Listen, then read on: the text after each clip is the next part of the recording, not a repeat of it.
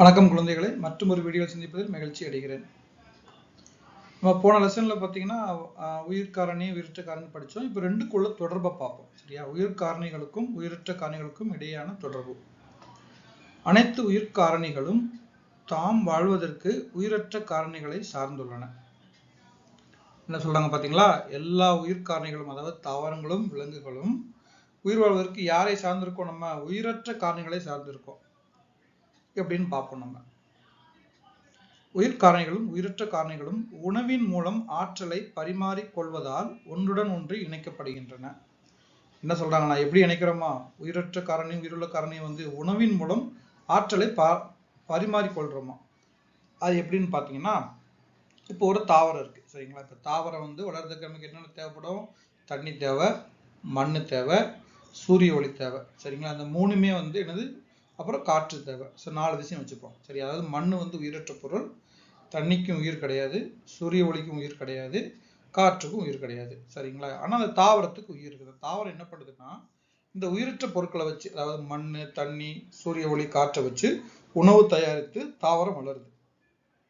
தாவரத்துல நமக்கு என்ன கிடைக்குது? பழங்கள் கிடைக்குது. சரிங்களா? காய்கள், கனிகள் கிடைக்குது. அதை யார் சாப்பிட்றா? ஒன்று காய் கனிகளை மனுஷரும் விலங்குகளும் சாப்பிடுது. இல்லைன்னா அந்த தாவரத்தை மற்ற ஆடு, மாடு, அது விஷயம் அந்த அந்த விலங்குகள் சாப்பிட்டு உயிர் வாழுது. இப்போ என்ன நடக்குன்னு பார்த்தீங்கன்னா, இந்த உயிரற்ற பொருளான அந்த சூரியன், தண்ணி, மண், காற்று, ஓகேங்களா, அது மூலமாத்தே தாவரம் உணவு ரெடி உற்பத்தி பண்ணுது. சரியா? அந்த உணவுல தாவரம் வளர்ந்து அது ஒரு உணவு உற்பத்தி பண்ணுது. அதாவது காயோ கனியோ உற்பத்தி பண்ணுது. அந்த காய் கனிதை உயிருள்ள பொருளான விலங்குகள், பறவைகள் சாப்பிடுது. சரியா? ஸோ இப்போ என்ன நடக்குன்னா, இந்த உயிரற்ற காரணிகள் மூலமா, ஓகேங்களா, உணவின் வழியாக அந்த ஆற்றல் பரிமாற்றம் நடக்குது. அதாவது உயிரற்ற காரணிகளை வைத்து தாவரங்கள் உணவு உற்பத்தி பண்ணுது. சரிங்களா? அதனால தாவரத்துக்கு ஆற்றல் கிடைக்குது, தாவரம் உயிரோட வாழுது. அது உற்பத்தி பண்ணுற உணவுல நம்ம என்ன பண்றோம்? அதை சாப்பிட்டு நமக்கு ஆற்றல் கிடைக்கும், நம்ம உயிர் வாழணும். இப்படிதான் உயிரற்ற பொருட்களை உயிருள்ள பொருட்கள் சார்ந்து இருக்கு. அதாவது உயிர்காரணிகள் உயிரற்ற காரணிகளை சார்ந்து இருக்கு. அது எப்படி ஒன்னோட ஒன்று இணைக்கப்படுதுன்னா, உணவின் மூலமா ஆற்றலை பரிமாறிக்கிறது. அதாவது அந்த உயிரற்ற பொருளுக்குன்னு ஒரு ஆற்றல் இருக்கு. அந்த ஆற்றல் தாவரங்கள் என்ன பண்ணுது? அதை வச்சு ஒரு உணவு உற்பத்தி பண்ணுது. சரிங்களா? அதாவது உணவின் மூலம் ஆற்றல் பரிமாற்றப்படுது. இப்படிதான் ஒரு உயிருள்ள பொருளும் உயிரில்லாத பொருளும் இணைக்கப்படுது. உங்களுக்கு குழப்பமா இருந்தா சிம்பிளா, அதாவது எளிமையா சொல்லணும்னு பாத்தீங்கன்னா, தாவரங்களுக்கு கிடைக்கிற உணவு உயிரில்லாத பொருட்களான சூரியன், நீர், மண், காற்று கிடைக்குது. அவ்வளவு அந்த உணவு கிடைக்கும். பாத்தீங்களா? அந்த உணவு சாப்பிடும்போது என்ன கிடைக்கும்? நமக்கு ஆற்றல் கிடைக்கும், அதாவது எனர்ஜி கிடைக்கும். சரியா? ஸோ அதைத்தான் இவங்க சொல்றாங்க. உயிர்காரணிகளும் உயிரற்ற காரணிகளும் உணவின் மூலம் ஆற்றலை பரிமாறிக் கொள்வதால் ஒன்றுடன் ஒன்று இணைக்கப்படுகின்றன. அதாவது இந்த உயிரற்ற காரணிகளுக்குன்னு ஒரு சக்தி இருக்கு, ஒரு ஆற்றல் இருக்கு. அந்த ஆற்றல் உணவின் மூலமா உயிருள்ள பொருளுக்கு மாற்றப்படுது, உயிருள்ள பொருளுக்கு போகுது. சரிங்களா?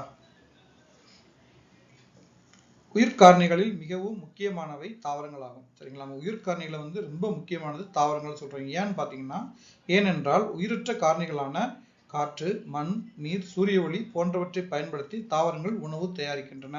இப்போ நான் உங்களுக்கு விவரிச்சேன் பார்த்தீங்களா, விளக்கமா சொன்னேன் இல்லையா? அதை இவங்களும் சொல்றாங்க. அதாவது தாவரங்களை ஏன் நம்ம உயிர்காரணிகளை முக்கியம்னு சொல்றோம்னா, உயிரற்ற காரணிகளான காற்று, மண், நீர், சூரிய ஒளி பயன்படுத்தி தாவரங்கள் உணவு தயாரிக்கும். சரியா? அந்த உணவை வச்சு அது உயிரோட வாழுது. அது மூலமா என்ன பண்ணுது? அது வளர்றதுனால நமக்கு ஒரு காயோ கனியோ கிடைக்குது. அதை நம்ம உணவா பயன்படுத்துறோம். அப்ப என்ன ஆகுதுன்னா, உயிரற்ற பொருட்கள்ல இருந்து உள்ள ஆற்றல் தாவரங்கள்ல உணவா மாறுது. அந்த உணவை பயன்படுத்தி தாவரங்கள் வளர்ந்து அது ஒரு உணவு உற்பத்தி பண்ணுது. அதாவது காயோ கனியோ உற்பத்தி பண்ணுது. அந்த காய் கனியை நம்ம உயிரினங்களான மனுஷனோ, பறவைகளோ, விலங்குகளோ சாப்பிட்டு அதுகளுக்கு ஆற்றல் கிடைக்குது. சரியா? அப்ப உயிரற்ற பொருளில் உள்ள ஆற்றலானது உயிருள்ள பொருளுக்கு உணவின் வழியா கடத்தப்படுது. இப்படிதான் உயிருள்ள காரணியும் உயிரற்ற காரணியும் ஒன்றை ஒன்று சார்ந்திருக்கு. சரியா? இப்போ உதாரணத்துக்கு இப்போ சூரியனே உதிக்கலன்னு வச்சுக்கோங்க. அதாவது ஃபுல்லா பனியாயிடுச்சு, திடீர்னு சூரியனே வரல. அப்பனா என்ன ஆகும்? தாவரங்களால உணவு தயாரிக்க முடியாது. ஏன்னா உணவு தயாரிக்க சூரிய ஒளி தேவை. அப்ப தாவரங்களுக்கு உணவு தயாரிக்கலாம். தாவரங்கள் உயிரோட இருக்குமா? உயிரோட இருக்காது. அவைகள் இறக்க ஆரம்பிச்சிடும். இல்ல அதுக்கு மேல வளராம கொஞ்ச நாள் கழிச்சு இறந்து போயிடும். அப்ப தாவரம் காய் கனியோ கிடைக்கலாம். என்ன ஆகும்? அதை சாப்பிடக்கூடிய பறவைகள், விலங்குகளால உயிர் வாழ முடியாது. தாவரங்கள் மடியும் பொழுது அந்த தாவரத்தை சாப்பிடக்கூடிய தாவர உண்ணிகள் விலங்குகள் அழிஞ்சு போயிடும். தாவர விலங்குகள் தாவர உண்ணிகள் அழிஞ்சு போச்சுன்னா என்ன ஆகும்? அதை சாப்பிடக்கூடிய ஊன் உண்ணிகள், அதாவது மாமிசம் சாப்பிடக்கூடிய விலங்குகளும் அழிஞ்சு போயிடும். அதை சாப்பிடக்கூடிய மனுஷன் இருப்பானா? மனுஷன் வந்து தாவர உண்ணியும் சாப்பிடுவோம், தாவரம் சாப்பிடுவோம், தாவர உண்ணியை சாப்பிடுவோம், ஊன் உண்ணியை சாப்பிடுவோம். அப்ப இந்த 3மே சாகும்போது மனுஷனும் உயிரோட இருக்க முடியாது. அப்ப என்ன ஆகும்? இந்த உலகமே அழிஞ்சு போயிடும். இப்படிதான் வந்து உயிரற்ற காரணி வந்து நம்ம உயிருள்ள காரணிகள்லாம் வந்து நம்ம சார்ந்து இருக்கும். ஸோ உயிரற்ற காரணி இல்லைன்னா நம்ம இல்லை. இப்ப நம்ம இல்லாம உயிரற்ற காரணி இருக்குமானா கண்டிப்பா இருக்கும்.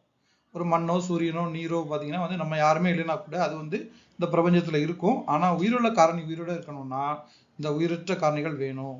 இது இருந்தாத்தான் நமக்கு தாவரங்கள்ல இருந்து ஆரம்பிச்சு, ஏன்னா அதுதான் என்ன பண்ணுது? உயிரற்ற காரணிகளோட ஆற்றலை வந்து உணவா மாத்துது. அந்த உணவை தான் வந்து உயிருள்ள மற்ற காரணிகள் சாப்பிட்டு வந்து உயிரோட இருக்கு. சரியா?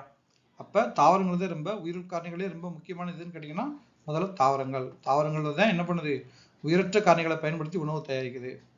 உயிர்காரணி உயிரற்ற காரணிகளுக்கு இடையிலான தொடர்புக்கு சில எடுத்துக்காட்டுகள் பார்ப்போம். என்ன போட்டிருக்காங்க பார்த்தீங்கன்னா, ஒரு தாவரம்னு போட்டுட்டு இந்த அம்புக்குறிகளை பார்த்தீங்கன்னா வந்து மற்ற படங்கள் எல்லாமே வந்து உள்நோக்கி இருக்கும். இங்கே மட்டும் இந்த 2 வந்து வெளிநோக்கி இருக்கு. இது நான் தப்புன்னு நினைக்கிறேன். ஏன்னா வந்து தாவரங்கள் வந்து இந்த 4ஐயும் பயன்படுத்துது. அதையும் வந்து காட்டுது. இப்போ வந்து மண்ணு போட்டு உள்நோக்கி இந்த அம்புக்குறி போட்டாங்கன்னா தாவரம் வந்து இந்த மண்ணை பயன்படுத்துது, நீரை பயன்படுத்துது, அதே மாதிரி காற்றையும் பயன்படுத்துது, சூரிய ஒளியும் பயன்படுத்துது. இது தவறா இருக்குன்னு நான் நினைக்கிறேன். நீங்க உங்க கருத்துக்களை சொல்லுங்க. அதே மாதிரி மனிதனை பார்த்தீங்கன்னா மனிதன் என்னெல்லாம் சார்ந்திருக்கிறான்? அவன் தண்ணியை பயன்படுத்துறான், காற்றை பயன்படுத்துறான், சூரிய ஒளியை பயன்படுத்துறான், விலங்குகளை வந்து அடிச்சு சாப்பிட்றான். சரிங்களா? நம்ம வந்து சாப்பிட்றோம்ல கோழிக்கறி, மீன் கறி, அப்புறம் ஆட்டுக்கறி, எல்லா கறியும் சாப்பிடும். சொல்ல போனா பாம்பாது இதுன்னு மனுஷன் சாப்பிடாத கறியே கிடையாது. எல்லாத்தையும் மனுஷனே கூட சாப்பிட்றான். சரியா? மனுஷனே சாப்பிடவும் செய்யறான். அதனால எல்லா விலங்குகளையும் நம்ம வந்து சாப்பிட்றோம். அதே மாதிரி தாவரங்கள், நம்ம சைவ பிரியர்கள் இருக்காங்க இல்லையா? நம்ம பல வகையான சைவ பொருட்களை சாப்பிட்றோம். உருளைக்கிழங்காகட்டும், தக்காளி, பீட்ரூட்டு, காரட்டு, முருங்கைக்காய் மாதிரி தாவரத்தில் கிடைக்கக்கூடிய பல விஷயங்கள் நம்ம வந்து சாப்பிட்றோம். கீரைகள். அதனால மனுஷன் வந்து எல்லாத்தையும் சார்ந்திருக்கான். சரியா? மனுஷன் வந்து உயிருள்ள பொருட்களையும் சார்ந்திருக்கான், உயிரற்ற பொருட்களையும் சார்ந்திருக்கான். இரண்டும் உயிருள்ள பொருட்கள். தாவரங்கள், விலங்குகள், நீர், காற்று, சூரியன் வந்து உயிரற்ற பொருட்கள். சரியா? அதே மாதிரி பறவைகள் எடுத்துப்போம். பறவைகளும் வாழ்றதுக்கு என்ன வேணும்? நமக்கு அதுக்கு பூச்சிகள், சின்ன சின்ன பூச்சிகளை சாப்பிடும் இல்லையா? அதனால அது வேணும். மரங்கள் வேணும். ஏன்னா அங்கே தங்கும். மெயினா பறவைகள் வந்து தங்கி இருக்கும். நீர் வேணும். கண்டிப்பா தண்ணி வேணும். நீங்க வீட்டுல எல்லாம் பெட்டு வளர்த்தீங்கன்னா, இந்த பறவை வளர்த்தீங்கன்னா அதுக்கு தண்ணியும் நம்ம வைப்போம், சாப்பாடும் போடுவோம். அது ரெண்டுமே குடிக்கும். தண்ணியும் குடிக்கும், சாப்பாடும். சரியா? காற்று கண்டிப்பா தேவை. நீங்க ஒரு மூடி போட்டு மூடிட்டீங்கன்னா செத்து போயிடும். பறவைகள்லாம் வந்தப்ப அதுக்கு காற்று தேவை. சூரிய ஒளியும் கண்டிப்பா தேவை. பூச்சிகள் எடுத்துக்கிடும். பூச்சிகளுக்கு பார்த்தீங்கன்னா வந்து காற்று தேவை. ஆனா சூரிய ஒளி தேவையில்லை. ஏன்னா வந்து இது வந்து உருவத்துல சிறுசா இருக்கும்.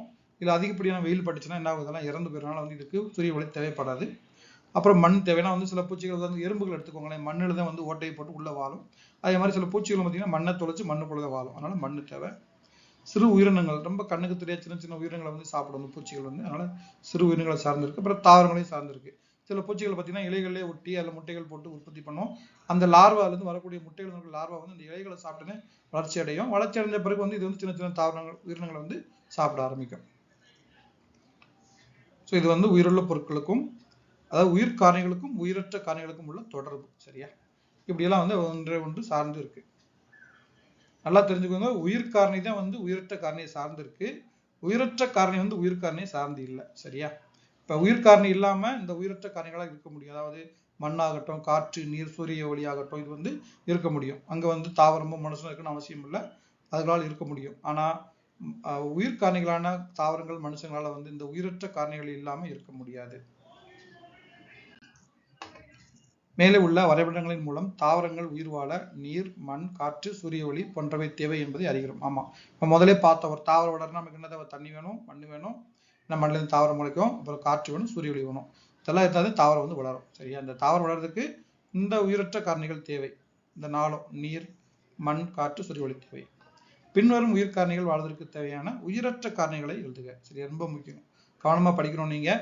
ஏன்னா வந்து உயிர் காரணி, உயிரற்ற காரணி ஒரே மாதிரி அந்த வார்த்தைகள் வரலாம். ஆனால் நம்ம வந்து கவனமாக என்ன கேட்டிருக்காங்கன்னு பார்க்கணும். அதாவது உயிர் காரணிகள் வாழ்வதற்கு தேவையான உயிரற்ற காரணி கேட்டிருக்காங்க. இப்போ பறவைகள் ஆகட்டும், அதுக்கு என்னென்ன பார்த்தோம்? அதுக்கு காற்று பார்த்தோம். காற்று வேணும், இது உயிரற்ற காரணி. நீர் வேணும், சூரிய ஒளி வேணும். சரியா? பூச்சிகளுக்கு வந்து காற்று வேணும், மண் வேணும். சரியா? மனிதனுக்கு வந்து காற்று, நீர், சூரிய ஒளி. நீங்க வந்து தாவரங்கள் போட்டக்கூடாது. ஏன்னா வந்து உயிரற்ற காரணியை கேட்டிருக்காங்க. அதாவது உயிர் காரணிகள் வாழ்வதற்கு தேவையான உயிரற்ற காரணியை கேட்டிருக்காங்க. அப்ப வந்து மனிதன், பூச்சிகள், பறவைகள் உயிருள்ள காரணிகள். இவை வாழ்வதற்கு தேவையான உயிரற்ற காரணி. அப்ப காற்று, நீர், சூரிய ஒளி. இங்க மனுஷனுக்கு வந்து சரியா. மேலும் அறிவோம். சூழியல், ஈக்காலஜி, உயிர் காரணிகளுக்கும் அவற்றின் சுற்றுச்சூழலுக்கும் இடையேயான தொடர்பு பற்றி கற்கும் அறிவியலின் ஒரு பிரிவே சூழியல் ஆகும். சூழியல்னா வந்து ஒண்ணுமே இல்லைங்க. அதாவது இந்த சுற்றுச்சூழல், அதாவது நம்ம வாழக்கூடிய இந்த உலகத்துல வந்து ஒரு உயிர் காரணியினால வந்து ஒரு உயிர் காரணியில வந்து ஒரு மாற்றம் ஏற்பட்டு அதனால சுற்றுச்சூழலுக்கு என்ன ஆபத்து வரும், அதே மாதிரி அந்த சுற்றுச்சூழல்ல ஒரு மாற்றம் ஏற்பட்ட அந்த உயிர் காரணிக்கு என்ன ஆபத்து வரும், அந்த தொடர்பை படிக்கிறத வந்து சூழியல் அப்படிங்கிறது. சரிங்களா? நான் இதை பத்தி ஒரு கதை ஒண்ணு சொல்றேன். நம்ம வந்து அடுத்த ஸ்லைட்ல நான் வந்து சொல்றேன் உங்களுக்கு கதையை பத்தி, உங்களுக்கு இன்னும் நல்லா புரிய வரும். சரிங்களா? அதாவது இதுல ஏற்படக்கூடிய அந்த உயிர் காரணியில் ஏற்படக்கூடிய மாற்றம் வந்து எப்படி சுற்றுச்சூழலை பாதிக்குது, சுற்றுச்சூழல் ஏற்படக்கூடிய மாற்றம் வந்து எப்படி உயிர் காரணியை பாதிக்குது நம்ம பார்க்கலாம், வாதிப்போம். பூங்காவில் பெரிய ஆலமரம் ஒன்று உள்ளது. சரிங்களா? பொதுவாக பூங்காவுக்கு போனா நிறைய மரங்கள் இருக்கும். இந்த பூங்கால ஒரு பெரிய ஆலமரம் இருக்கு. குரங்குகளும் பறவைகளும் அந்த ஆலமரத்தை வாழ்விடமாக கொண்டுள்ளன. பொதுவாக பார்த்தீங்கன்னா மரங்கள்ல தான் வந்து பறவைகள் கூடு கட்டி வாழும், குரங்குகளும் மரங்கள்ல தான் இருக்கும். அம்மரத்தின் கீழே மனிதர்களும் ஓய்வெடுப்பதுண்டு. பொதுவாக வந்து வெயில் காலம் வந்துட்டாலே மரங்களுக்கு கீழே நிழல்கள் இருக்கும். நம்ம மனுஷங்க என்ன பண்ணுவாங்க, எங்கடா மரங்கள் இருக்குன்னு பார்த்து போய் நிற்போம். அம்மரமும் குரங்குகளும் பறவைகளும் மனிதர்களும் எவ்வாறு ஒருவரை ஒருவர் சார்ந்துள்ளனர் என உனது நண்பர்களுடன் கலந்துரையாடுக. சரியா? நீங்களே வந்து இப்போ இந்த பாடத்தை பற்றி தெரிஞ்சிருப்பீங்க, எப்படி ஒண்ணுக்கு ஒண்ணு வந்து தொடர்புல இருக்குன்ட்டு. ஸோ நீங்க உங்க நண்பருடைய வந்து இது பண்ண உரையாடல் பண்ணி எப்படி ஒண்ணு சார்ந்துக்கு நீங்க எழுதுங்க. நான் வந்து என்னுடைய கருத்து இங்க சொல்லியிருக்கேன். குரங்குகளும் பறவைகளும் மற்றும் மனிதர்களும் தங்கள் சுவாச காற்றிற்காக மரத்தை சார்ந்துள்ளனர். சரிங்களா? அதாவது வந்து மரமும் உயிருள்ள உயிர் காரணிதான். இந்த குரங்கு பறவை மனிதனும் உயிர் காரணிதான். இந்த குரங்குகள் பறவைகள் மற்றும் மனிதர்கள் தங்கள் சுவாச காற்றிற்காக அம்மரத்தை சார்ந்துள்ளனர். சரிங்களா? அதாவது நம்ம சுவாசிக்கக்கூடிய ஆக்சிஜன் வந்து நமக்கு யார் தரா, மரங்கள் தான் நமக்கு தருது. அதுக்காக நம்ம மரங்களை சார்ந்திருக்கும். ஆனால் மரம் யாரையும் சார்ந்து இல்லை. சரிங்களா? இப்போ ஒரு காடு எடுத்துக்கிறோம். காடுல வந்து எந்த ஒரு குரங்கோ பறவையோ மனிதனோ யாருமே போலேன்னா அந்த காடு உயிரோட இருக்குமா? கண்டிப்பா உயிரோட இருக்கும். ஏன்னா அதுக்கு எந்த ஒரு தேவையும் தேவையில்லை. அதுக்கு தேவையானதெல்லாம் உயிரற்ற காரணிகள், அதாவது நீர், காற்று, சூரிய ஒளி, மண். இந்த 4 இருந்தா போதும். நம்ம தாவரம் வந்து உணவு உற்பத்தி பண்ணி அதுக்கு வாழ ஆரம்பிச்சிடும். மற்றவங்க யாரும் இருக்குன்னு அதுக்கு அவசியம் இல்லை. ஆனா அந்த தாவரம் இருந்தாத்தான் குரங்கோ பறவையோ மனிதனோ வந்து உயிர் வாழ முடியும். சரிங்களா? ஓகே. தாவரம் முக்கியமான ஓர் உயிர் காரணி ஏன்? நம்ம முதலே பார்த்தோம் இல்லையா? தாவரங்கள் உயிரற்ற காரணிகளான காற்று, மண், நீர், சூரிய ஒளி போன்றவற்றை பயன்படுத்தி உணவு தயாரிக்கின்றன. எனவே தாவரம் முக்கியமான ஓர் உயிர் காரணி ஆகும். அதாவது உயிர் காரணிகள் நிறைய இருக்கு. அதுல தாவரத்தையே முக்கியம் நம்ம சொல்றோம்னா, உயிரற்ற காரணிகளை பயன்படுத்தி உணவு தயாரிக்கக்கூடிய மேஜிக்னு கூட சொல்லலாம்னு வச்சுக்கோங்களேன். அது தாவரங்களுக்கு தான் தெரியும், நம்மளால பண்ண முடியாது. இந்த உலகத்துல யாராலையும் அதை செய்ய முடியாது. அதனாலதான் நம்ம வந்து தாவரத்தை ஒரு முக்கியமான உயிர் காரணி சொல்றோம். உயிர் காரணிகளும் உயிரற்ற காரணிகளும் எவ்வாறு ஒன்றை ஒன்று சார்ந்துள்ளன என்பதை குழுவில் கலந்துரையாடி கருத்துக்களை பதிவு செய்க. நம்ம அந்த விவாதிப்போம் பாத்தீங்களா? அதுல வந்து பறவைகள், குரங்குகள், மரங்கள் கொடுத்தாங்க. இங்கேயும் அதை தான் வந்து பொதுவாக கேட்டிருக்காங்க. அதாவது உயிர் காரணி உயிரற்ற காரணி எப்படி ஒண்ணுக்கு ஒண்ணு சார்ந்திருக்குன்னு நம்ம நீங்க வந்து நண்பரோட உரையாடி கருத்துக்களை கேட்டிருக்காங்க. நான் என்னுடைய கருத்துங்க போட்டிருக்கேன் பாருங்க. உயிரற்ற காரணிகள் உயிர் காரணிகளை சார்ந்து இல்லை. நான் சொல்ல மாதிரி உயிரற்ற காரணி வந்து உயிருள்ள காரணியை சார்ந்து கிடையாது. உயிரே இல்லைன்னா கூட, உயிர் காரணிகள் இல்லைன்னா கூட இந்த உயிரற்ற காரணிகளால் வந்து இருக்க முடியும். அதாவது நீர் ஆகட்டும், சூரிய ஒளி, காற்று, மண் ஆகட்டும். சரிங்களா? உயிர் காரணிகள் உயிரற்ற காரணிகளான காற்று, மண், நீர், சூரிய ஒளி ஆகியவற்றை பயன்படுத்துகின்றன. அப்படியே மாத்தி பார்த்தோம்னா வந்து கண்டிப்பா அதாவது உயிர் காரணிகள் உயிரோட இருக்கணும்னா உயிரற்ற காரணிகளான தேவைப்படுது. அதையெல்லாம் இவர்கள் பயன்படுத்திக் கொள்கின்றன. எப்படி பயன்படுத்துன்னு பார்க்கலாம். உயிர் காரணிகள் காற்றை சுவாசிக்கின்றன. உயிர் காரணிகள் வந்து காற்றை சுவாசிக்குது. ஏன்னா வந்து காற்று வந்து ஒரு உயிரற்ற காரணி. சரிங்களா? தண்ணீர் குடிக்கின்றன. தண்ணி ஒரு உயிரற்ற காரணி தான். மற்றும் சூரிய ஒளியிலிருந்து ஆற்றலை பெறுகின்றன. இப்போ நம்ம சொல்லுவாங்க, டாக்டர்கள் சொல்லுவாங்க இல்லையா, நீங்க வந்து காலையில வந்து சூரிய ஒளி படுற மாதிரி வாக்கிங் போங்க, இல்லைன்னா சாயந்தரம் விளையாடுங்கன்னு. ஏன் சொல்றாங்கன்னா, நமக்கு சூரிய ஒளியிலிருந்து வைட்டமின் டி அப்படின்னு சொல்லக்கூடிய ஒரு சத்து கிடைக்குது. சரிங்களா? அப்ப நம்ம அந்த சூரிய ஒளியான உயிரற்ற காரணிகள் இருந்து நமக்கு ஒரு ஆற்றல் கிடைக்குது. அதுதான் இதில் போட்டிருக்கோம். நம்ம வந்து உயிர் காரணிகள் வந்து காற்றை சுவாசிக்குது, தண்ணீர் குடிக்கின்றன மற்றும் சூரிய ஒளியிலிருந்து ஆற்றலை பெறுகின்றன. அப்புறம் மனிதர்கள் பல்வேறு பொருட்களை உற்பத்தி செய்வதற்கும் கட்டடங்கள் கட்டுவதற்கும் மண்ணை பயன்படுத்துகின்றனர். நம்ம மண்ணை பயன்படுத்தி பல விஷயங்கள் பண்றோம். ஓகேங்களா? பல உற்பத்தி பண்றோம். அதாவது வந்து நம்ம ஒரு வீடு கட்ட தேவையான வந்து என்னென்ன தேவை, மண் தேவை, அப்புறம் செங்கல் தேவை, அப்புறம் வந்து கட்டடங்கள் கட்டுவதற்கு, அப்புறம் மண்பாண்டங்கள் செய்வதற்கு, அப்புறம் நம்ம செல்போன் யூஸ் பண்ற கூட சிலிக்கா. ஓகேங்களா? சிலிக்கால தான் பண்றாங்க. சிலிக்காவும் மண்ணில் இருந்து கிடைக்குது. சரிங்களா? சும்மா மண்ணை பயன்படுத்தி பல விஷயங்களை வந்து மனிதர்கள் வந்து செய்வதற்கு நம்ம மண்ணை பயன்படுத்துறோம். மண்ணும் ஒரு உயிரற்ற காரணி. அப்புறம் தாவரங்கள் உயிரற்ற காரணிகளை பயன்படுத்தி உணவு தயாரிக்கின்றன. நம்ம அது முதலே பார்த்தோம்ல, அந்த கருத்துக்கள் நான் போட்டிருக்கேன். சரிங்களா? அத்தனை கேட்டிருக்காங்க. உயிர்காரணிக்கு உயிரற்ற காரணிகளும் தொடர்பு கேட்டிருக்காங்க. தாவரங்கள் வந்து உயிரற்ற காரணிகளை பயன்படுத்தி உணவு தயாரிக்குன்னு போட்டிருக்கேன். சில உயிரினங்கள் மண்ணில் வாழ்கின்றன. இது ரொம்ப முக்கியம். இப்போ நம்ம வீட்டில் வாழ்ற மாதிரி சில விலங்குகள் பார்த்தீங்கன்னா மண்ணில் ஓட்டையை போட்டு நிறைய சொல்லலாம். எலி ஆகட்டும், எலியுமே மண்ணில் வந்து வள தோண்டி தான் வாழும். அப்புறம் வந்து எறும்புகள் ஆகட்டும், அப்புறம் வந்து பாம்புகள் ஆகட்டும், இன்னும் வந்து நிறைய சொல்லிக்கிட்டே போகலாம். நிறைய விஷயங்கள் பார்த்தீங்கன்னா மண்ணுக்குள்ள, மண்புழு ஆகட்டும், நிறைய விஷயங்கள் வந்து மண்ணில் தான் வந்து உயிரோட வாழும், மண்ணில் தான் வாழ்கின்றன. சரியா? நீங்க இதை தவிர வேற கருத்துக்கள் தான் நீங்க வந்து கமெண்ட்ல சொல்லுங்க. முயல்வோம். பின்வரும் உயிர்காரணிகள் வாழ்வதற்கு தேவையான உயிரற்ற காரணிகளை எழுதுக. நம்ம முதலே பார்த்தோம் இல்லையா, அதே மாதிரி தான் வந்து இதுல கேட்டிருக்காங்க. உயிர்காரணி வாழ்வதற்கு தேவையான உயிரற்ற காரணி கேட்டிருக்காங்க. சரிங்களா? ஏன்னா இவங்க வந்து இங்க வந்து கொடுத்துட்டாங்க, சில விஷயங்கள் கொடுத்துட்டாங்க, அதுல இருந்து எடுத்து எழுதுற மாதிரி இருக்கு. சரியா? இப்ப விலங்குகள் பாத்தீங்கன்னா அது வாழ என்னென்ன உயிரற்ற காரணி தேவை? காற்று, நீர், சூரிய ஒளி, மண், நிலம். சரிங்களா? உங்களுக்கு டவுட் வரலாம், மண்ணும் நிலமும் ஒன்னான்னு பாத்தீங்கன்னா, நிலங்கிறது பாத்தீங்கன்னா இந்த பூமியோட மேற்பரப்பு. சரிங்களா? அது வேற, மண் வேற. நான் ஒரு கையில வந்து மண் அள்ளிட்டோம்னா இந்த மண்ணு வேற, அந்த நிலம் வேற. சரிங்களா? இப்போ ரெண்டு வேற வேற நம்ம வந்து பொருள் புரிஞ்சுக்கணும். சரியா? நம்ம தாவரங்கள் உயிர் வாழ இந்த நாளும் தேவை. காற்று, நீர், சூரிய ஒளி, மண், நிலம் தேவை. சரியா?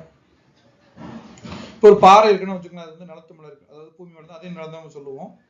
ஆனா வந்து பாறை அங்கவே நம்ம வந்து தாவரம் வளர முடியாது. அப்போ வந்து நிலத்துல மண் இருந்தாத்தே வந்து இந்த தாவரம் வளரும். சரிங்களா? அதனால வந்து ரெண்டையும் நான் போட்டிருக்கேன். இப்போ நீங்க வந்து மொட்டை மாடல வந்து மண்ணை வச்சு ஒரு தொட்டியில வச்சு நீங்க செடிகள் வளர்க்கலாம். ஆனா வந்து மற்ற தாவரங்கள் வந்து பூமியில வளர்றதுக்கு வந்து என்ன பண்ணும்? நிலங்கிற ஒண்ணு வேணும். சரியா? அந்த மண் நிலத்துல தான் வந்து மண் இருக்கு. அப்ப நிலமும் தேவை. அதனாலதான் நான் வந்து ரெண்டையும் போட்டிருக்கேன். மனிதன் பாத்தீங்கன்னா வந்து காற்று, நீர், சூரிய ஒளி, மண், நிலம் அப்படின்னு போட்டிருக்கேன். ஏன்னா நம்மளுமே வந்து நிலத்துல தான் நடக்கிறோம், தங்கியிருக்கோம், எல்லாமே செய்யறோம்னா நிலம் நமக்கு தேவை. மண் ஏன் போட்டிருக்கேன்? நம்ம கட்டிருக்க வீடுமே எங்க இருக்கு? மண்ணால் ஆனதுன்னா அப்ப மண் நமக்கு தேவை, நான் போட்டிருக்கேன். இதெல்லாம் உயிர் வாழ்வதற்கு தேவையான உயிரற்ற காரணி நான் போட்டிருக்கேன். பின்வருவனற்றிற்கு உதாரணம் தருக. ஓகேங்களா? காற்றில் பறக்கும் விலங்குன்னு கேட்டிருக்காங்க. நீங்க கேட்கலாம் வந்து இப்ப காக்கை வந்து விலங்குன்னு பாத்தீங்கன்னா, ஆமா நான் சொன்ன மாதிரி வந்து தாவரங்கள் சொன்னா வந்து எல்லா, அதாவது சின்ன ஒரு புல்லுல ஆரம்பிச்சு செடி, கொடி, அப்புறம் வந்து மரங்கள் எல்லாமே அடக்கம் மாதிரி விலங்குன்னு சொல்லும்போது அதுல எல்லாமே அடக்கும். அதாவது ஊர்வன, பரப்பன, பறவைகள், விலங்குகள், மனிதன் எல்லாமே அடக்கும். சரியா? அப்போ காக்காவும் ஒரு விலங்கு தான். சரியா? காற்றில் பறக்கும் விலங்கு நான் காக்கம்னு போட்டிருக்கேன். ஏன்னா பொதுவாக காக்கம்னு எல்லாத்தையும் தெரிஞ்சிருக்கும். நீங்க எதுனாலும் போட்டுக்கலாம். நீங்க கிளி போடலாம், புறா போடலாம், வேற என்ன போடலாம், கழுகு போடலாம், எதுனாலும் நீங்க போட்டுக்கோங்க. ஆனா பறக்கக்கூடிய விலங்கா இருக்கணும், அது முக்கியம். வௌவால் போடலாம். அப்புறம் நீரில் வாழும் விலங்கு, அதே மாதிரி நீர்ல இவ்வளவோ விலங்குகள் இருக்கு. நமக்கு பொதுவாக தெரிஞ்சது மீன். ஆனால் நான் மீன் நான் போட்டிருக்கேன். மீன் போடலாம், ஆமை போடலாம், நீர் பாம்புகள் போடலாம், வேற என்ன போடலாம், சுறா மீன் போடலாம். அப்புறம் வந்து நிறைய பவள தாவரங்கள் சொல்ல முடியும், வந்து தாவரத்துல வந்துடும், அது போட முடியாது. வேற என்ன நீர்ல இருக்கு? நீர்ல இந்த மாதிரி இங்க நிறைய போட்டுட்டே போகலாம். சரிங்களா? நிலத்தில் நகரும் விலங்கு. சரிங்களா? விலங்குல வந்து நமக்கு தெரிஞ்சது முதல்ல மனிதனை போட்டேன். ஏன்னா வந்து மனிதன் ஒரு விலங்கு தான். இதோட நீங்க எல்லாமே சொல்லலாம். ஆடு, மாடு, கோழி, பன்னி, சொல்லிக்கிட்டே போகலாம், நிறைய சொல்லலாம். சரியா? தாவரத்தை மட்டும் உண்ணும் விலங்கு. இது பார்த்தீங்கன்னா நிறைய இருக்கு. நம்ம வந்து மாடு நான் போட்டுக்கிட்டேன்.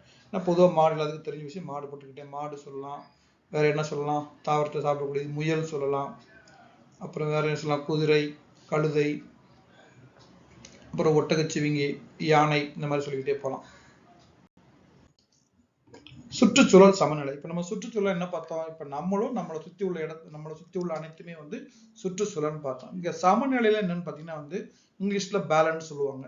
சரிங்களா? சமநிலைனா வந்து அதாவது வந்து என்ன சொல்றது, இப்ப நம்ம வாழ்வதற்கு தகுந்த மாதிரி இந்த சுற்றுச்சூழல் இருக்கு. அதாவது பாத்தீங்கன்னா இந்த சுற்றுச்சூழல் வந்து யாருமே பாதிக்கப்படல. இன்னும் சொல்ல போனா வந்து தாவரங்கள் வளருது, நம்ம வளர்றதும், நம்ம இருக்கிறோம், அப்புறம் வந்து விலங்குகள் இருக்கு, அப்புறம் நுண்ணுயிர்கள் சொல்லக்கூடிய கண்ணுக்கு தெரியாத சில உயிரினங்களும் இருக்கு. சரிங்களா?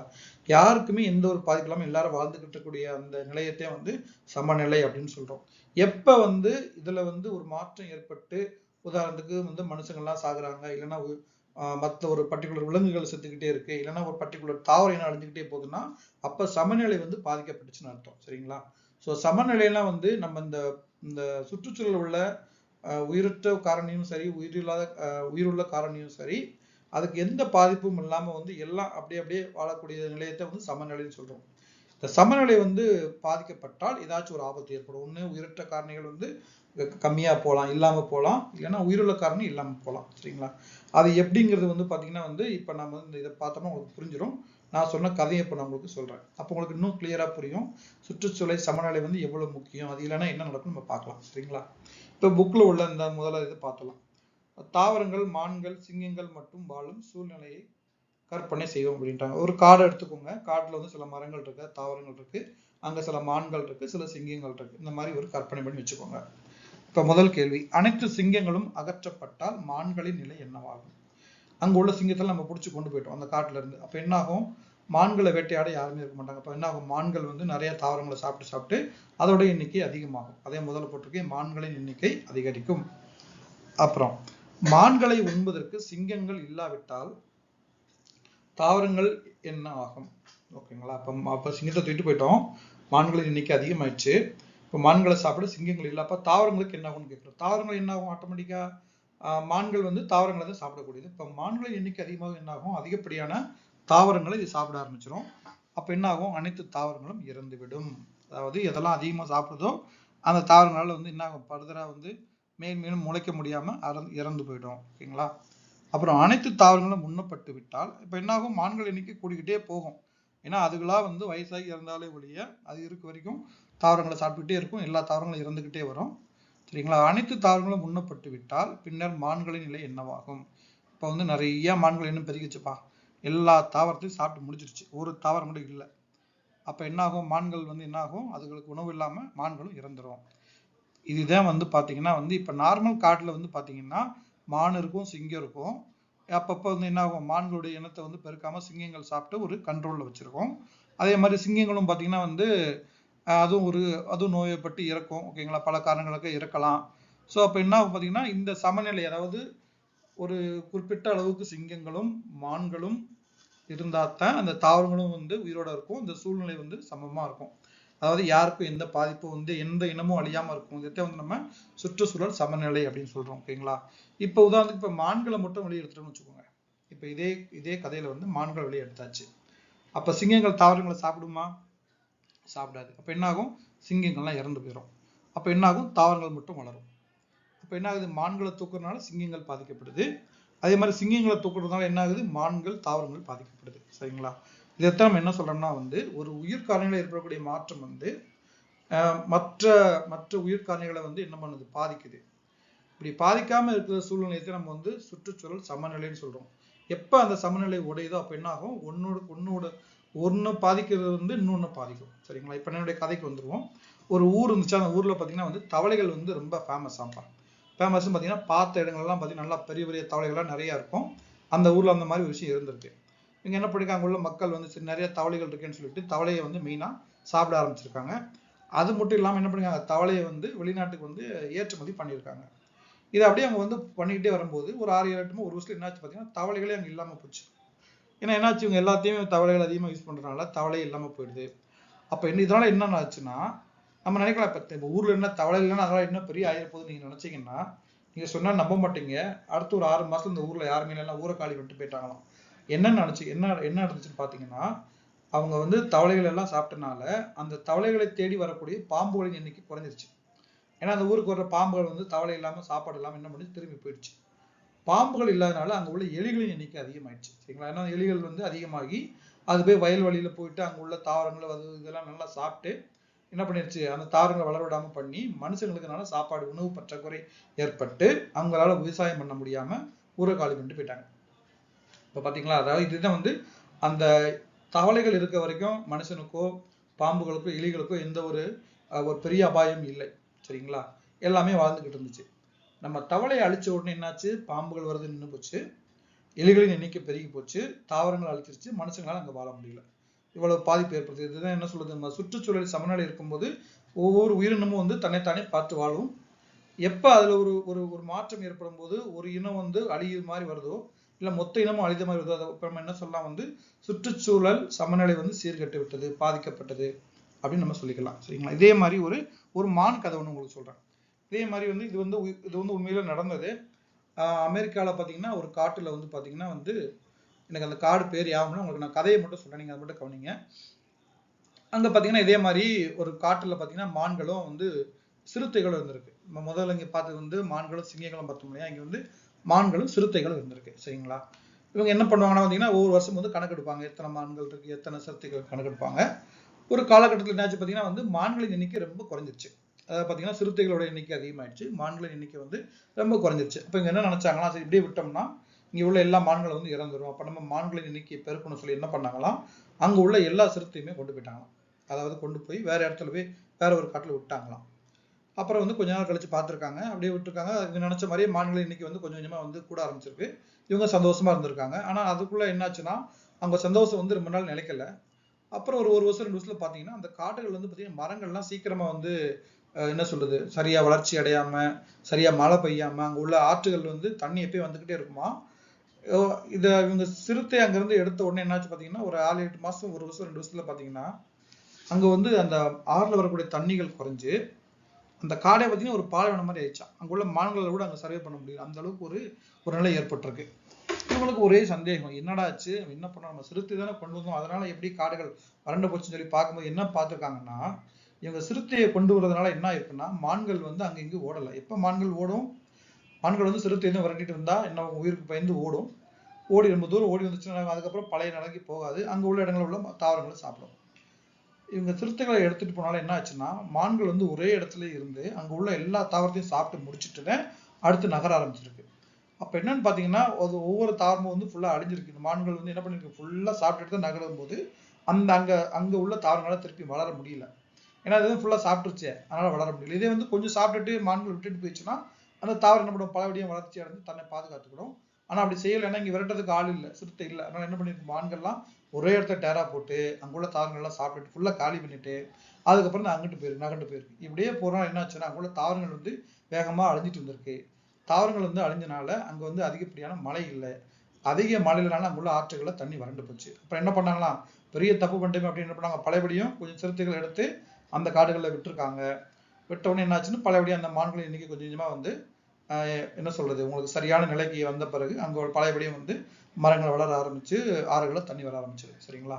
ஸோ இதனால வந்து நம்ம நினைக்கலாம் ஒரு சின்ன விஷயத்த நம்ம தூக்கிட்டனால என்ன ஆயிருக்கும்னு நினைச்சோம்னா அது பெரிய தப்பு. அதோட விளைவுகள் வந்து நமக்கு எப்படி இருக்கு நம்மளால வந்து நினைச்சு கூட பார்க்க முடியாது, கற்பனை பண்ண முடியாத அளவுக்கு வந்து பெரிய விளைவுகளை ஏற்படுத்தும். ஓகேங்களா. இதுல இன்னொரு அதிர்ச்சிகரமான விஷயம் என்னன்னு பாத்தீங்கன்னா வந்து தேனீகள் எண்ணிக்கை, தேனீகள் சொல்லுவாங்க இல்லையா, அது ஹனிபீன்னு சொல்லுவோம் இல்லையா, அதோட எண்ணிக்கை வந்து ரொம்ப குறைஞ்சிட்டு வருதான். அதாவது சயின்டிஸ்ட் எல்லாம் சொல்றாங்க தேனீக்களோட எண்ணிக்கை ரொம்ப கம்மியா இருக்குதுன்ட்டு. நீங்க நினைக்கலாம் இப்ப தேனி தானே செத்துட்டு போகுது அதனால என்ன ஆயிடுச்சுன்னு நினைச்சீங்கன்னா அதுதான் தப்பு.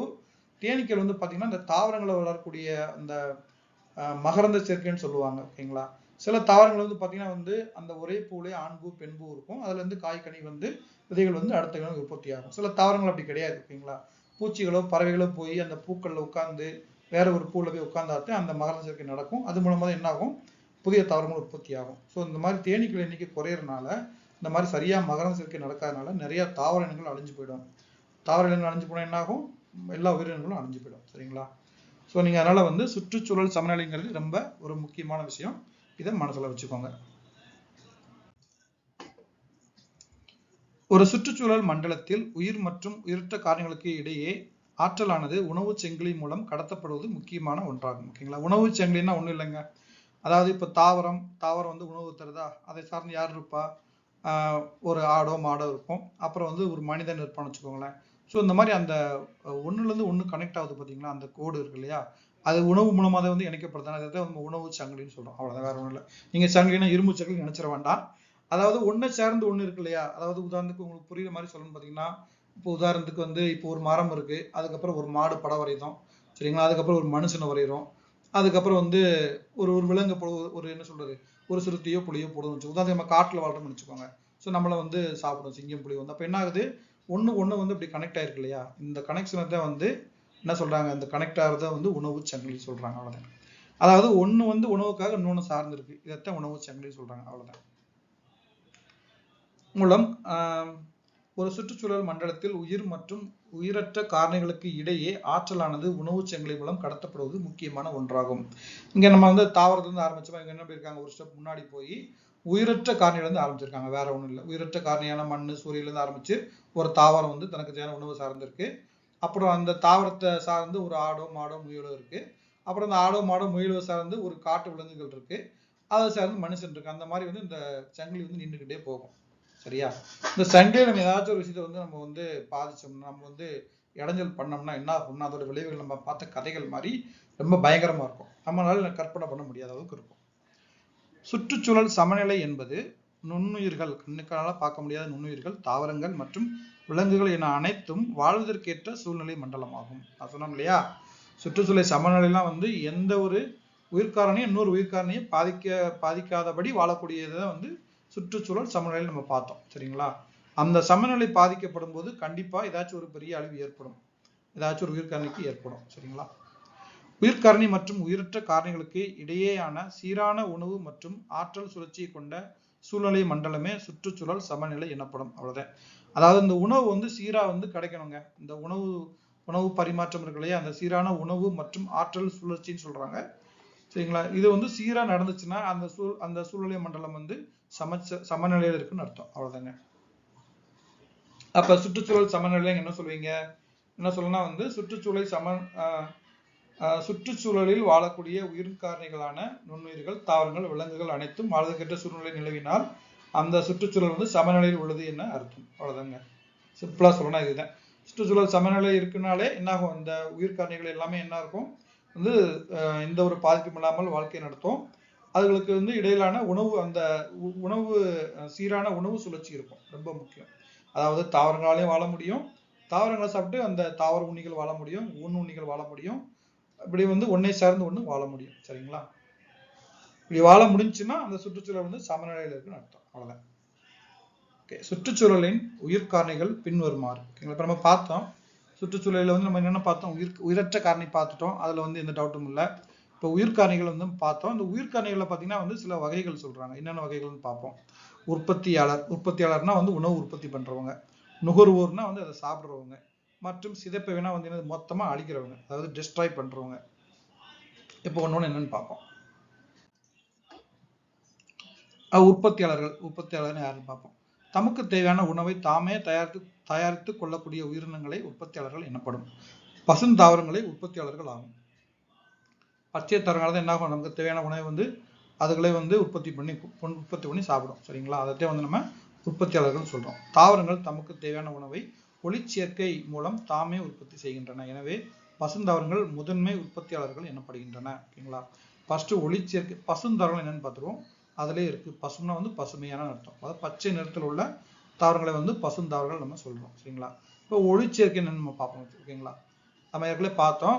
இந்த தாவரமானது என்னென்ன பார்த்தோம், அதாவது வந்து அது ஆல்ரெடி மண்ணில் தான் இருக்கு, நாளைக்கு மண்ணை விட்டுருங்க.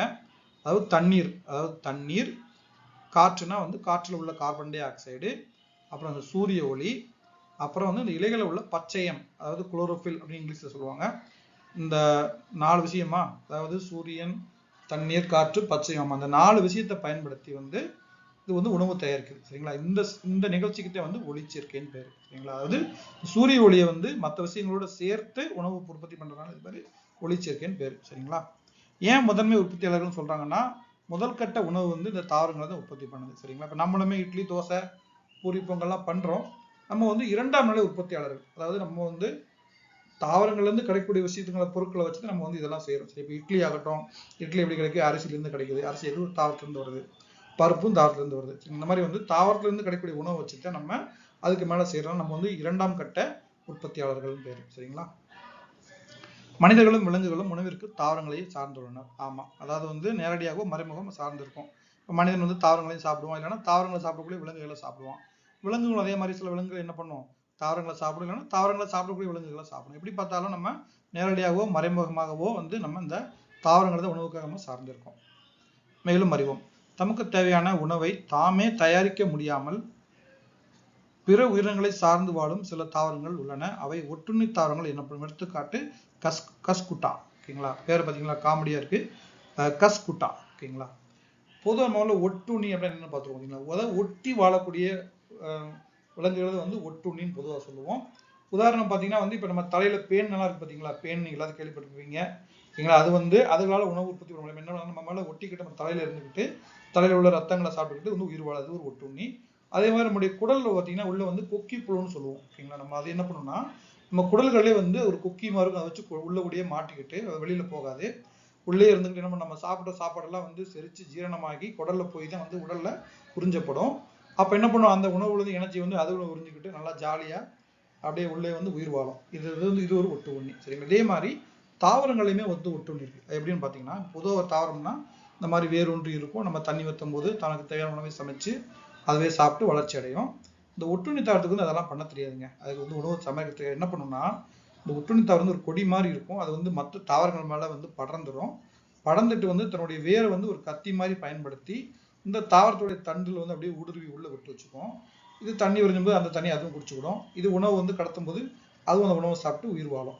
இதனால என்ன ஆகும் பாத்தீங்கன்னா, அந்த ஒட்டுண்ணி தாவரம் வந்து வேகமா வளர்ச்சி அடையும். இந்த தாவரத்துடைய வளர்ச்சி வந்து கம்மியாயிரும்.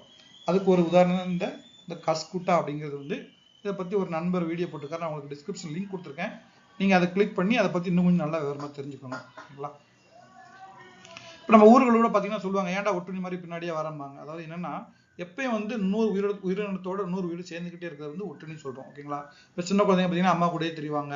ஏன்னா வந்து ஃப்ரெண்ட்ஸுகள் பாத்தீங்கன்னா 2 பேர் ஃப்ரெண்ட்ஸ் வந்து அவங்க ஃப்ரெண்ட்ஸோடயே எங்க போனாலும் அவங்க போயிட்டு இருப்பாங்க. அதை வந்து நம்ம ஒட்டுண்ணின்னு சொல்றது. சரிங்களா? அதாவது சிம்பிளா சொல்லணும்னா அவங்களை விட்டு இவங்க வந்து பிரிஞ்சிருக்க மாட்டாங்க. எப்ப பார்த்தாலும் கூடயே இருப்பாங்க. அதை வந்து ஒட்டுண்ணி சொல்றது. சரியா? அவ்வளவுதான். அதனாலதான் நம்ம வந்து இது வந்து பயன்படுத்துறாங்க. நம்மளுடைய பேச்சு வழக்குல வந்து ஒட்டுண்ணிமா இருக்குன்னு சொல்றது காரணம் இதுதான். அதாவது ஒன்றை ஒன்று பிரியாம அப்படியே கூடயே இருக்கிறது வந்து நீங்க கேட்கலாம், இதுல உள்ள மெயின் தாவரம் செத்து போனா இது என்னங்க ஒட்டுண்ணி தாவரம்? அதுவும் செத்து போயிடும். ஏன்னா வந்து மெயின் தாவரத்துல இருந்து உணவு கிடைச்சிட்டு இருக்கு. அதுவே செத்து போச்சுன்னா அந்த ஒட்டுண்ணி தாவரம் வந்து என்ன ஆகும்? இறந்து போயிடும். ஓகே, இப்ப நம்ம ஃபர்ஸ்ட் உற்பத்தியாளரை பத்தி பார்த்துட்டோம். அடுத்து இப்ப நுகர்வோர்களை பத்தி பார்ப்போம். உணவு ரெடி பண்ணியாச்சு, இப்ப சாப்பிட்றதுக்கு ஆள் வேணும் இல்லையா? அதுதான் நம்முடைய நுகர்வோர்கள். இங்கிலீஷ்ல கன்சியூமர்ஸ் நம்ம சொல்லுவோம். உற்பத்தியாளர்கள் தயாரிக்கும் உணவை உண்டு வாழும் உயிரினங்கள் நுகர்வோர்கள் எனப்படும். நம்ம சொன்ன அதே இதை அதுகளை சாப்பிட்டு வாழக்கூடியதை வந்து நுகர்வோர்கள். பெரும்பாலும் அனைத்து உயிரினங்களும் உணவிற்காக உற்பத்தியாளர்களை, அதாவது பசுந்தாவரங்களை நேரடியாகவோ மறைமுகமாகவோ சார்ந்துள்ளன. ஓகேங்களா? இப்ப நேரடினா என்ன, மறைமுகம்னு என்ன உங்களுக்கு நான் சொல்றேன். இவை அவற்றின் உணவு முறையை பொறுத்து வகையாக பிரிக்கப்பட்டுள்ளன. ஓகேங்களா? அதாவது உற்பத்தியாளர்கள் வந்து எந்த வகையும் கிடையாது, அது ஒரே வகை பசுந்தாவரங்கள் தான். இப்ப நுகர்வோர்களை பார்த்தீங்கன்னா அதோட உணவு முறையை வச்சு அது வந்து 3 வகையா பிரிக்கிறாங்களா, என்னென்னு பார்த்துருவோம். ஃபர்ஸ்ட் தாவர உண்ணிகள், அதாவது தாவரங்களை மட்டும் சாப்பிடக்கூடிய விலங்குகள் தான் தாவர உண்ணிகள். அதாவது வெஜிடேரியன் நம்ம சொல்றோம் இல்லையா? அதுதான். இங்க பாருங்க, ஒரு முயல் இருக்கு, ஒரு அழகா வந்து புல்லை சாப்பிட்டுக்கிட்டு இருக்கு. ஓகேங்களா? இது வந்து தாவர உண்ணி விலங்கு. அதாவது இந்த முயல் வந்து தாவரங்கள், புல், பூண்டு, பச்சை உள்ளதை சாப்பிடும். அதாவது முட்டைக்கோசு, காரட்டு. நான் கூட இந்த கொரோனால வந்து முயல் வளர்த்தங்க. நீங்க எது போட்டாலும் நல்லா அழகா விரும்பி சாப்பிடும், சாப்பிட்டுக்கிட்டே இருக்கும். ஓகேங்களா? ஆனா இது வந்து மாமிசம் சாப்பிடாது, ரொம்ப முக்கியம். ஒன்லி வந்து தாவரங்களை தான் சாப்பிடும். இது வந்து தாவர உண்ணிகள் சொல்றோம். இப்ப இந்த முயலை பார்த்துக்கிட்டீங்கன்னா அந்த தாவரங்கள் வந்து நேரடியா தாவரங்களை சாப்பிட்டு உயிர் வாழ்றதுனால இது வந்து நேரடியா வந்து பசு தாவரங்களை உணவுக்காக சார்ந்து இருக்கு. சரிங்களா? இப்ப அடுத்த படத்தை பாருங்க. ஒரு சிறுத்தை வந்து ஒரு முயலை விரட்டிட்டு ஓடுது பாருங்க, எப்படி நல்லா ஜாலியா ஜம்ப் பண்ணி ஓடுது பாத்தீங்களா? இப்ப நீங்க இது பாத்தீங்கன்னா இது தாவரத்தை வந்து நேரடியா வந்து சார்ந்து இல்லை. இது என்ன பண்ணுது? முயலை தான் சாப்பிடுது. ஆனா முயல் என்ன பண்ணுது? தாவரத்தை சாப்பிடுது. அப்ப வந்து நீங்க கூட்டி கழிச்சு பாத்தீங்கன்னா இந்த சிறுத்தை வந்து இந்த தாவரத்தை வந்து மறைமுகமாக, அதாவது இந்த முயலின் வாயிலாக வந்து சார்ந்திருக்கு. சரிங்களா? அதே இதுல போட்டிருக்காங்க. இந்த அனைத்து உயிரினங்களுமே பாத்தீங்கன்னா உணவிற்காக உற்பத்தியாளர்களை நேரடியாகவோ, அதாவது இந்த மாதிரி முயல் மாதிரி நேரடியா சாப்பிட்டோ, இல்லைன்னா இந்த தாவரத்தை சாப்பிடக்கூடிய உயிரினங்களை சார்ந்தோ இருக்குது. இதுதான் நேரடியாகவோ மறைமுகமாகவோ சார்ந்துள்ள ஒரு நிலை. சரிங்களா? இப்ப கடைசி வந்து அனைத்துண்ணிகள். இது என்ன பண்ணும் பாத்தீங்கன்னா, இதுதாங்க பிரச்சனை இல்லைங்க. சைவத்தையும் சாப்பிடும், அசைவத்தையும் சாப்பிடும். எது கிடைக்கும் அதை சாப்பிட்டு உயிர் வாழக்கூடியது. சரிங்களா? மனுஷனும் இந்த வகையில தான் வருவான். இது ஒரு காக்கா. சரிங்களா? ஏதோ பண்ணிட்டு இருக்கு, ஒரு பொந்து குழந்தை ஏதோ எடுக்குது. ஓகே, அடுத்து சிதைப்பவை. இப்ப முதல்ல 2 பார்த்தோம் பாத்தீங்களா? அதை விட ரொம்ப முக்கியமானது, ஆனா இது வந்து நமக்கு யாருக்கும் தெரியறது இல்லை. ஓகேங்களா? சிதைப்பவைன்னா என்னன்னு பார்த்துடலாம்.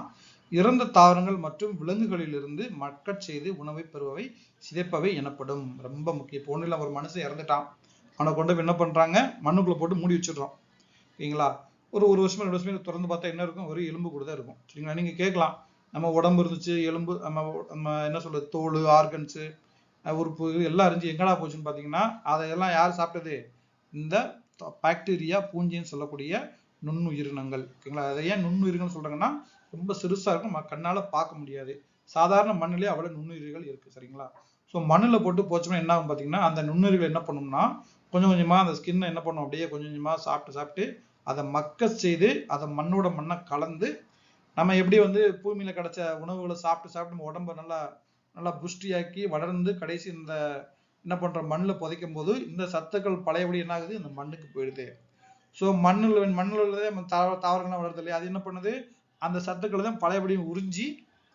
ஏன்னா வந்து இப்போ தாவரம் வளர்றதுக்கு வந்து நம்ம வந்து என்ன பார்த்தோம், தண்ணி தேவை, காற்று நீர் பார்த்தோம். அது போக வந்து சில கனிமங்கள் தேவை, சில சத்துக்கள் தேவை. அது எங்கேருந்து கிடைக்கி, இந்த மண்ணில் நம்ம தண்ணி ஊற்றும் போது அந்த தண்ணி என்ன பண்ணுது, அந்த கனிமங்களோட மிக்ஸ் ஆகி அதையும் சேர்த்து உறிஞ்சி தாவரம் வளருது. அப்போ இது வந்து இந்த பூஞ்சை பாக்டீரியா ஒன்று இல்லைன்னா என்ன ஆகும்னா, இறந்து போன தாவரம் அப்படியே கிடக்கும், இறந்து போன விலங்கு அப்படியே கிடக்கும். அப்போ என்ன ஆகும், அடுத்து வளரக்கூடிய தாவரங்களுக்கு சத்து கிடைக்காது. அந்த சத்துக்களை பழையபடியும் தாவரங்களுக்கு கொடுக்குறது இதோட வேலை. சரிங்களா, அதுதான் வந்து சிதைப்பவை, டிஸ்ட்ராய், அதான் மொத்தமாக அழிக்கிறது. ஸோ இந்த இறந்த தாவரங்களாகட்டும் என்ன ஆகும், இலைகள்லாம் கீழே வந்ததுன்னா கடையே சுருங்கி போய் மக்கி போய் ஒரு காலகட்டத்தில் இலை இல்லாமல் போயிடும். என்ன ஆகும், மண்ணோட மண்ணா கலந்துரும். அப்போ என்ன ஆகும், அங்கே வளர தாவரங்கள் வந்து அந்த சத்துக்களை பலபடியும் உறிஞ்சி வளரும். அதே மாதிரி ஒரு நாயோ பனியோ சத்துக்கள் என்ன ஒரு வாடடிக்கும். நம்ம என்ன பண்ணுவோம், தூக்கி ஒரு தெரு ஓரமாக எங்கேயாச்சும் ஒரு ஓரமாக போட்டுருவாங்க.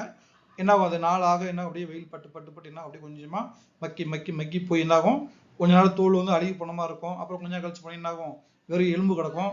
ரொம்ப நாள் கழிச்சு போய் அந்த எலும்புமே என்ன கொஞ்சமாக உடஞ்சி ஒரு காலகட்டத்தில் மண்ணோட மண்ணா அப்படியே ஒன்றா கலந்துரும். சரிங்களா, அப்போ இந்த சிதைப்பவியம் வந்து ரொம்ப முக்கியம். அப்போ உற்பத்தியாளர்கள் வந்து உணவு உற்பத்தி பண்ணுறாங்க, நுகர்வோர்கள் சாப்பிட்றாங்க.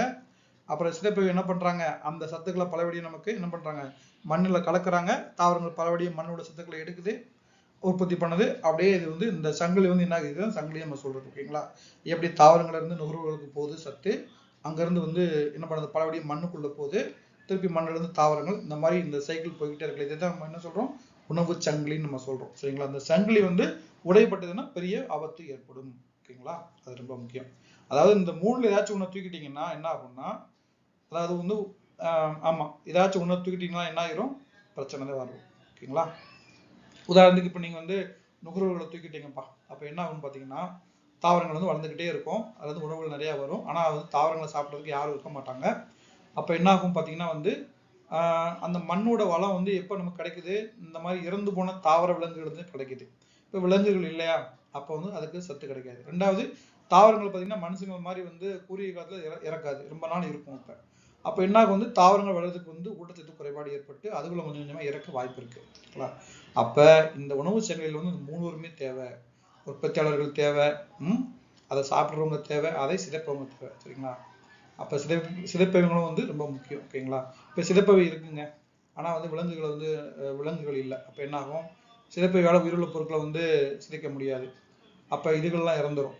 இதுகளாம் இறந்துட்டு என்ன ஆகும், தாவரங்களுக்கு சத்துக்கள் கிடைக்கப்ப தாவரங்களும் இறந்துடும். அப்போ நம்ம எப்படி பார்த்தாலும் தாவரங்களை தூக்கிட்டாலும் என்ன ஆகும், அதை நுகர்வோர்கள் வந்து சாப்பாடுலாம் செத்துருவாங்க. அதுக்கு செத்துட்டாங்கன்னா இந்த நுண்ணுயிர்களுக்கு வந்து விலங்குகளே ஒரு காலகட்டத்தில் கிடைக்காம போயிடும் இல்லையா, எல்லாமே இறந்து போச்சு, அதெல்லாம் சாப்பிட்டு முடிச்சாச்சு. அப்புறம் என்ன பண்ணுவோம், கிடைக்காதப்ப இதுகளும் இறந்துடும். அப்போ இந்த மூணுமே தேவை. உற்பத்தியாளராலும் சரி, நுகர்வோர்னாலும் சரி, சிதைப்பவையினாலும் சரி, இந்த மூணுல நீங்கள் எதில் கை வச்சாலும் 10 அழிஞ்சிடும். சரிங்களா, இதே வந்து இந்த மூணும் வந்து சிறப்பாக செயல்படக்கூடிய நிலையத்தை வந்து சுற்றுச்சூழல் சமநிலைன்னு சொல்கிறோம். எப்போ அந்த சமநிலை உடையுதோ அதை வந்து நம்ம சமநிலை பாதிக்கப்படுது நம்ம சொல்கிறோம். இப்போ உங்களுக்கு இந்த உணவு சங்கிலி, சுற்றுச்சூழல் சமநிலையெல்லாம் அவர்களுக்கு நல்லா புரிஞ்சிருக்கும்னு நினைக்கிறேன். ஏன்னா வந்து நீங்கள் வந்து இந்த என்ன சொல்கிறது, இந்த கான்செப்டை வந்து நல்லா நீங்கள் புரிஞ்சு வச்சுக்கோங்க. ஓகேங்களா, இதுதான் அடிப்படை. இந்த அடிப்படை நல்லா புரிஞ்சுக்கிட்டீங்கன்னா உங்களுக்கு நீங்கள் எப்படி கேள்வி கேட்டால் உங்களால் சரியாக எழுத முடியும். நீங்கள் மனப்பாடம் பண்ணி எழுதுனீங்கன்னா உங்களுக்கு கண்டிப்பாக குழப்பம் தான் மிஞ்சும். சரிங்களா, ஓகே. அடுத்து இந்த சிதைப்பவைக்கு என்ன எடுத்துக்காட்டு, பாக்டீரியா, பூஞ்சை. பாக்டீரியா நம்ம கண்ணால் பார்க்க முடியாது, நம்ம பூஞ்சைகளை பார்க்கலாம். பூஞ்சைன்னு பார்த்தீங்கன்னா இப்போ ஒரு ரொட்டி துண்டு இருக்குது, நீங்கள் வீட்டிலே வச்சுட்டீங்க அப்படின்னா என்ன பார்த்தீங்கன்னா, ஒரு 2 மணி நேரம் கழிச்சு பார்த்தீங்கன்னா அது மேலே ஒரு மாதிரியா லைட்டு பச்சையிலையோ இல்லை லைட்டு மஞ்சளையோ பார்த்தீங்கன்னா தொட்டிங்கன்னா அடி ஒரு மாதிரி கலர் மாதிரி ஒட்டும். அதுதான் வந்து பூஞ்சைன்னு சொல்லுவாங்க, பூஞ்சான் அப்படின்னு சொல்லி பூஞ்சின்னு சொல்லுவாங்க. சரிங்களா, இது வந்து காற்றில் உள்ள ஒரு நுண்ணுயிரி. சரிங்களா, இது வந்து உயிருள்ள, அதாவது நம்ம உற்பத்தி பண்ணக்கூடிய அந்த உணவுப் பொருள் இருந்து ஆற்றலை வந்து என்ன சொல்லுவோம், சாப்பிட்ட வந்து எடுத்துக்கணும். சரிங்களா, அதாவது அது மேலே வளரும், அதாவது இது வளர்றதுக்கு அந்த உணவு சத்துக்கள் தேவை. அப்போ என்ன ஆகும், இந்த மாதிரி உணவுப் பொருளை நீங்கள் வீட்டில் அப்படியே வெளியில வச்சு என்ன ஆகும்னா ஒரு 4-5 நாள் கழிச்சு பார்த்தீங்கன்னா அதில் அப்படியே அந்த பூஞ்சிகள்லாம் முளைச்சு அதுங்க வளர ஆரம்பிச்சிடும். சரிங்களா, உங்களுக்கு எந்த பொருளும் கிடையாது, கொஞ்சம் தேங்காய் வைங்க. தேங்காய் ரொம்ப ஊட்டச்சத்தான ஒரு ஐட்டம். நீங்கள் அதை வீட்டுக்கு வெளியில் வச்சிங்கன்னா அது ஒரு வாரத்துக்குள்ளேயே பார்த்தீங்கன்னா நல்லாவே பூஞ்சிகள் வளர்ந்துடும். நீங்கள் அதை எடுத்து பார்க்கலாம், அதை எடுத்து சாப்பிட்றாதீங்க. சரிங்களா, வந்து பல பிரச்சனைகளை உண்டாக்கும். நீங்கள் வந்து கீழே போட்டுருங்க. உங்களுக்கு புரிஞ்சதுக்காக நான் சொன்னேன். ஓகேங்களா, அது எப்படி இருக்கும் நீங்கள் பார்க்கலைன்னா இந்த மாதிரி வச்சு நீங்கள் தெரிஞ்சுக்கோங்க. ஓகே, முயல்வோம். பின்வரும் உயிர்காரணிகளை வகைப்படுத்துக. ஓகேங்களா, இப்போ பார்த்தீங்கன்னா சில உயிர்காரணிகள் கொடுத்துட்டாங்க. இப்போ நம்ம வந்து 3 கேட்டகரி படித்தோம் இல்லையா, 3 டைப் பார்த்தோம் இல்லையா, 3 வகைகள் பார்த்தோம் இல்லையா, அதாவது உற்பத்தியாளர்கள், நுகர்வோர்கள், சிதைப்பவை, அது எதுன்னு போட சொல்கிறாங்க. உற்பத்தியாளர்கள் நம்ம தாவரங்கள் பார்த்தோம். துளசி அது ஒரு செடி, மாமரம் ஒரு மரம், அப்புறம் வந்து வெள்ளரி தாவரம், நம்ம வெள்ளரிக்கான்னு சொல்லணும், அதுவும் ஒரு கொடி. இந்த மூணுமே வந்து உற்பத்தியாளர்கள். சரி, நுகர்வோர்கள் பார்ப்போம். முதலை நம்மள மாதிரி சாப்பிடக்கூடியதான் வந்து நுகர்வோர்கள் தான். கழுகும் அப்படித்தான், பூனை அப்படித்தான், நாய், மனிதன், முயல் எல்லாமே நுகர்வோர்கள் தான். சிலப்பவி இது வரும், பூஞ்சையும் பாக்டீரியாவும் வரும். கலந்துரையாடி எழுதுக. தாவரங்களும் மனிதர்களும் உயிருள்ளவையே, பின்பு மனிதன் ஏன் தாவரங்களை சார்ந்துள்ளான்? ஒரு நல்ல கேள்வி. தாவரத்துக்கும் உயிர் இருக்கு, மனுஷனுக்கும் உயிர் இருக்கு, நம்ம ஏன் வந்து தாவரங்களை சார்ந்துக்கணும்னு கேட்குறாங்க. நம்ம ஏற்கனவே பார்த்தோம் இல்லையா? தாவரங்கள் உயிரற்ற காரணிகளான காற்று, மண், நீர், சூரிய ஒளி போன்றவற்றை பயன்படுத்தி உணவு தயாரிக்கின்றன. இதை மனிதனால் செய்ய முடியாது, மனிதனால இல்ல யாராலையும் செய்ய முடியாது. சரிங்களா? எனவே மனிதன் தாவரங்களை சார்ந்துள்ளான். அவ்வளவுதான். ஓகே, மாணவர்களை 3 குழுக்களாக பிரித்து ஒவ்வொரு குழுவுக்கும் உயிருள்ள பொருட்கள் சிலவற்றின் படங்களை கொடுத்து உணவு பழக்கத்தின் அடிப்படையில் அவற்றை வகைப்படுத்த கூறவும். ஓகேங்களா? என்ன சொல்லியிருக்காங்கன்னா உயிருள்ள பொருள் சொல்லியிருக்காங்க. அப்ப என்ன வரும்? தாவரங்கள் வரலாம், விலங்குகள் வரலாம். ஆனா உணவு பழக்கத்தின் அடிப்படையில் அவற்றை வகைப்படுத்த சொன்னா நம்ம எதை எடுத்துக்கணும்? நுகர்வோர்களை இங்க எடுத்துக்கணும் நம்ம. சரிங்களா?